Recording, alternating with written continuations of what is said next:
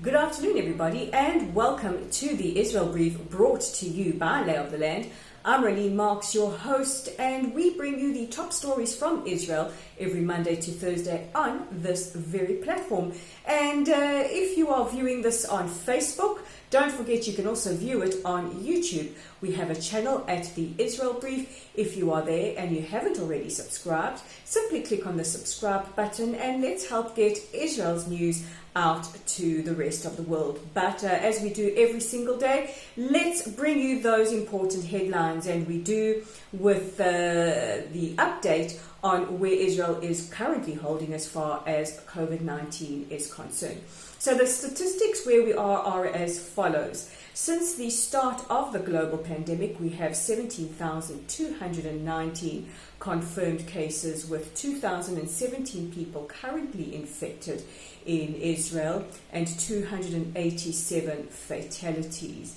At the moment, and these are the metrics that we're measuring very, very carefully, we have 31 people in serious condition, 30 needing ventilators, and 14,915 people have made full recoveries. Over the last couple of days, there has been a significant spike in the amount of COVID-19 cases. This is largely due to increase in testing, but also we have found that there seem to be a lot of infections in and around schools across the country.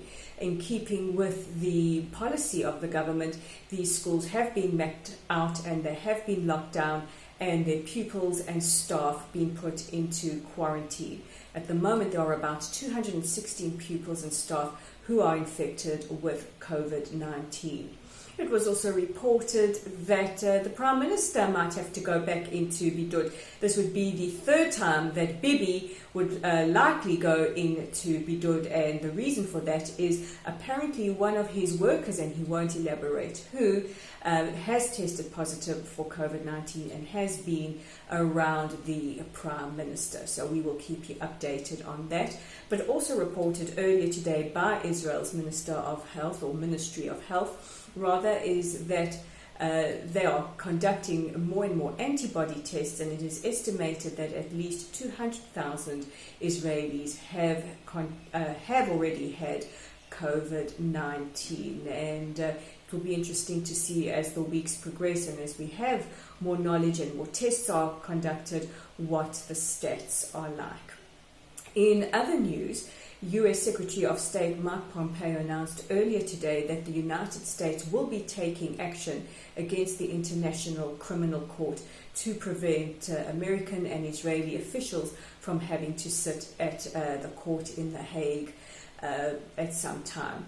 Now, he did not elaborate on what these measures are, but he said they will be taking drastic measures to ensure that the ICC do not bring anybody from the US or Israel into the court for war crimes, and that they keep within their jurisdiction. So it will be very, very interesting to see what these measures will be, and we will be following this story very, very closely and bring you the necessary updates.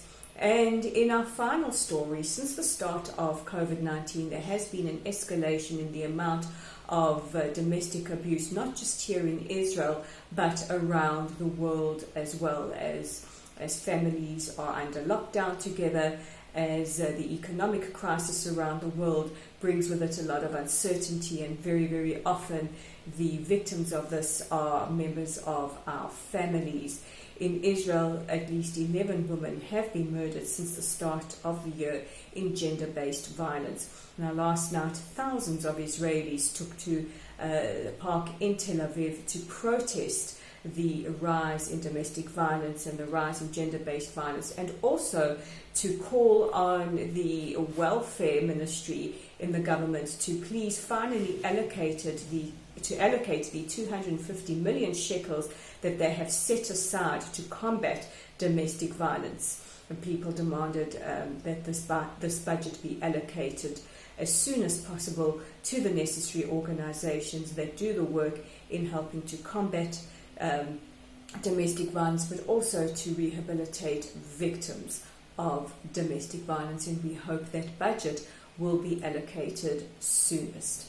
Those are your top stories making headlines in Israel today. But don't forget that you can check out our original content online at our website at www.layoftheland.online. You can read Dave Kaplan's article about an incredible sculpture in Tel Aviv. Which one it is, I'm not going to tell you. Go and check it out for yourself. You can also join our growing Facebook community and put a like or a follow on our Facebook page, share content, and if you feel that you have the right stuff and would like to write for us, please drop us a message in our message box and we'll get back to you soonest. And don't forget that YouTube channel at The Israel Brief.